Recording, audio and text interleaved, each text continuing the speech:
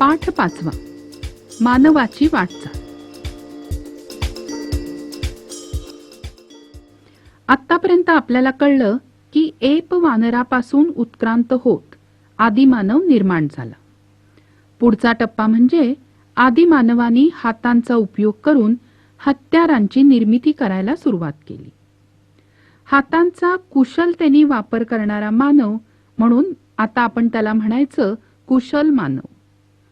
याच्या अस्तित्वाचा पुरावा सगळ्यात पहिल्यांदा आफ्रिका खंडातील टांझानिया, केनिया या देशांच्या परिसरात मिळाला. लुई लिकी या शास्त्रज्ञांनी त्यांचा शोधही लावला आणि त्यांना होमो हॅबिलिस हे नाव दिले.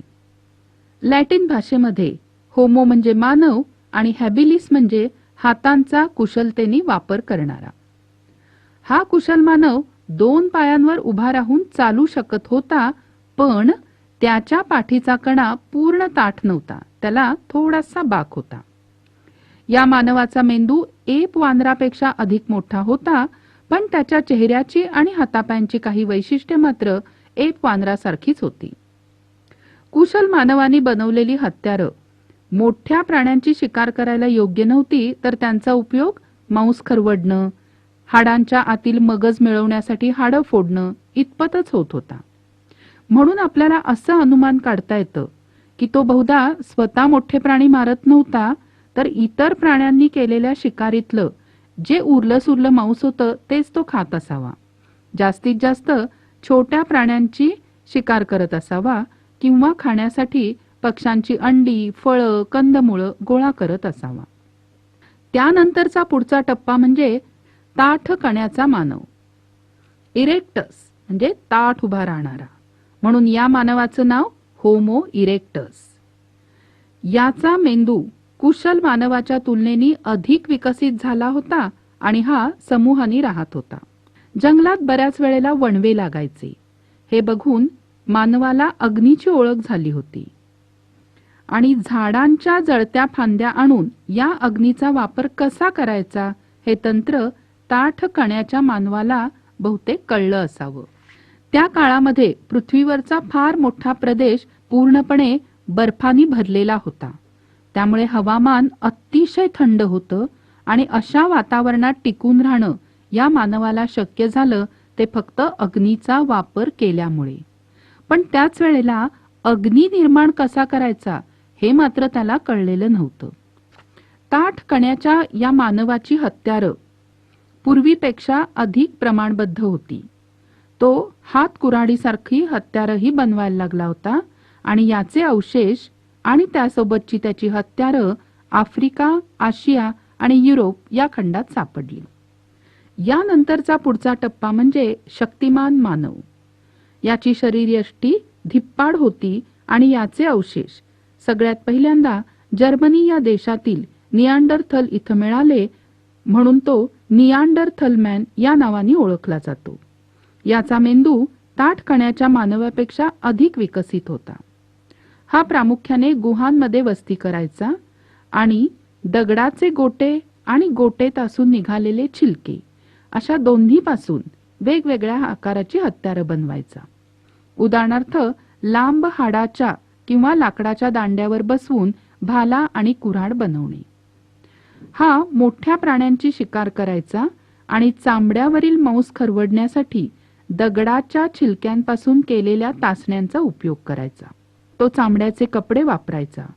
तो प्रामुख्याने मांसाहारी असल्याने आगीवर अन्न भाजून खात असे. कठीण लाकडाच्या काटक्यांच्या घर्षणातून किंवा गारगोटीचे दगड एकावर एक आपटून ठिणग्या पाडून अग्नी निर्माण करण्याची कला त्याला साधलेली होती. शास्त्रज्ञांना असं वाटतं की तो काही थोडेफार आवाज काढून एकमेकांशी संवाद पण साधत असावा, पण निश्चितपणे त्याला एखादी भाषा येत होती का नाही हे मात्र सांगता येत नाही. समूहातील एखादा सदस्य मृत झाला तर त्याचं दफन करताना त्या मृत व्यक्तीबरोबर हत्यारं, प्राण्यांची शिंग यासारख्या वस्तू पुरत असत आणि मृत व्यक्तीच्या अंगाला लाल रंगाची माती चोळत असत.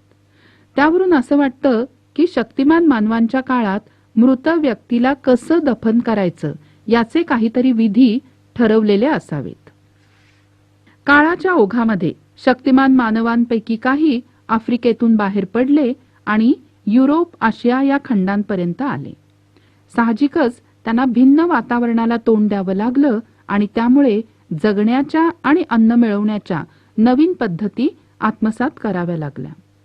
त्यामुळे त्यांच्या हत्यारांच्या पद्धतीत सुधारणा झाली. हा अधिक प्रगत असणारा मानव म्हणजे बुद्धिमान मानव. बुद्धिमान मानवांच्या समूहांबरोबरचा संघर्ष आणि पर्यावरणातील बदलांशी जुळवून घेता न येणं अशा काही कारणांमुळे शक्तिमान मानवांचं अस्तित्व संपुष्टात आलं असावं असं मानलं जातं. आधीच्या कोणत्याही मानवापेक्षा विचार करण्याची अधिक क्षमता असणारा हा बुद्धिमान मानव होमो सेपियन म्हणून ओळखला जातो. सेपियन म्हणजे बुद्धिमान. युरोपमध्ये यालाच क्रोमॅनॉन या नावाने ओळखलं जातं.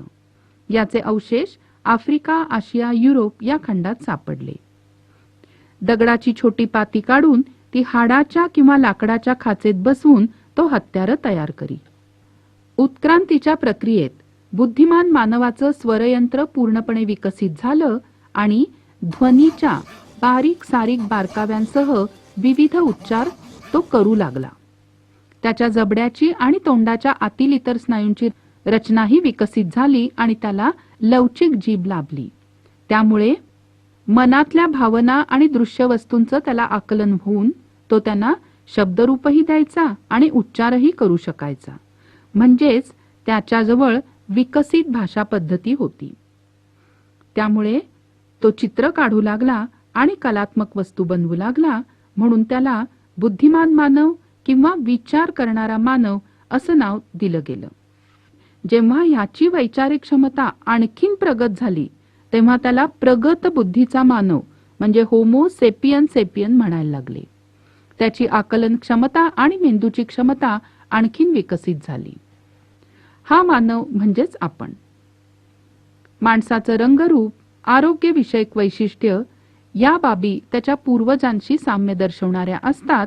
त्यांना म्हणायचं आनुवंशिकता आणि त्या शास्त्राला जनुकशास्त्र. म्हणून आपण असं म्हणू शकतो की शक्तिमान मानव आणि बुद्धिमान मानव हे दोघे आधुनिक मानवाचे पूर्वज होते.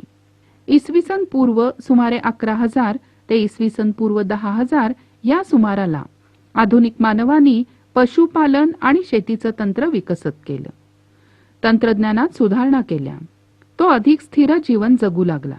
त्याच्या अन्नात पिष्टमय पदार्थ आणि कर्बोदकं वाढली. त्यामुळे त्याची पूर्वीची धिप्पाड शरीरयष्टी बदलली आणि चेहरेपट्टीही बदलली. अन्न मिळवण्याची मूलभूत गरज सर्वच प्राणी पूर्ण करतात. परंतु आधुनिक मानवाला प्रगत बुद्धीचा मानव हे जे नाव दिलं गेलंय ते त्याच्या शारीरिक क्षमतेपेक्षाही त्याची बौद्धिक आणि सांस्कृतिक क्षमता दाखवणारं आहे. आहे तेवढ्यावर समाधान न मानता बुद्धीच्या आणि हस्तकौशल्याच्या आधारे स्वतःचं जीवन समृद्ध करण्याच्या सततच्या प्रयत्नातून मानवी संस्कृती उदयाला आली आणि विकसित झाली.